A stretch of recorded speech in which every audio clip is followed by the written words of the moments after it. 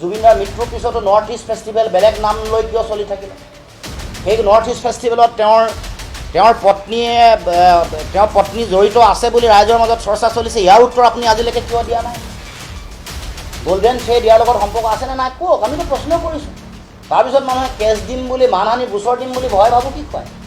আমি তেনেকুৱা ধৰণৰ কোনো পানী বোমাত আমি ভয় খোৱা মানুহ নহয়। প্ৰশ্ন আমি সুধিছোঁ, প্ৰশ্ন সুধিলে উত্তৰ দিয়ক। উত্তৰ দিবলৈ কিয় ভয়? নাই যদি নাই বুলি কওক, আছে যদি আছে বুলি কওক। সম্পৰ্ক আছেনে নাই আপোনালোকৰ গল্ডেন থ্ৰেডৰ লগত দীঘলীয়া পৰিক্ৰমা?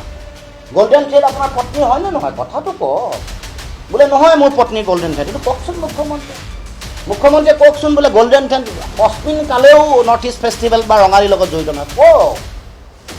আমি সুধিছোঁ, প্ৰশ্ন সুধিছোঁ, উত্তৰ দিব লাগিব আপুনি। আৰু মানহানিৰ গোচৰ দিম বুলি পানী বোমা ফুটুৱাই ভয় খুৱাব? আমি ভয় খোৱা ভকত নহয়। সেইকাৰণে কৈছোঁ, আপুনি বিভিন্ন সমাজত আপোনাৰ বিভিন্ন দালাল শ্ৰেণীৰ মানুহ স্পনচৰ কৰি ফাইনেন্স কৰি সমাজত চলাই আছে, চলাই থাকিব পাৰিব।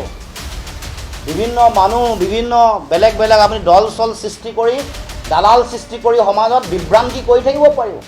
বিভিন্ন ধৰণৰ আপুনি ইছ্যু ডাইভাৰ্ট কৰি থাকিব পাৰিব, সাম্প্ৰদায়িকতাৰ পৰিৱেশ সৃষ্টি কৰিব পাৰিব। কিন্তু সত্যই আপুনি কিবাৰে ঢাকি ৰাখিব খুজিব, খেৰেৰে ঢাকি ৰাখিব খুজিব, আপুনি তিৰপাল দি ৰাখিব পাৰিব, সত্য জুইৰ দৰে চব ফালি চিৰি ওলাই গুচি যাব, আপুনি নিস্তাৰ নাপাব।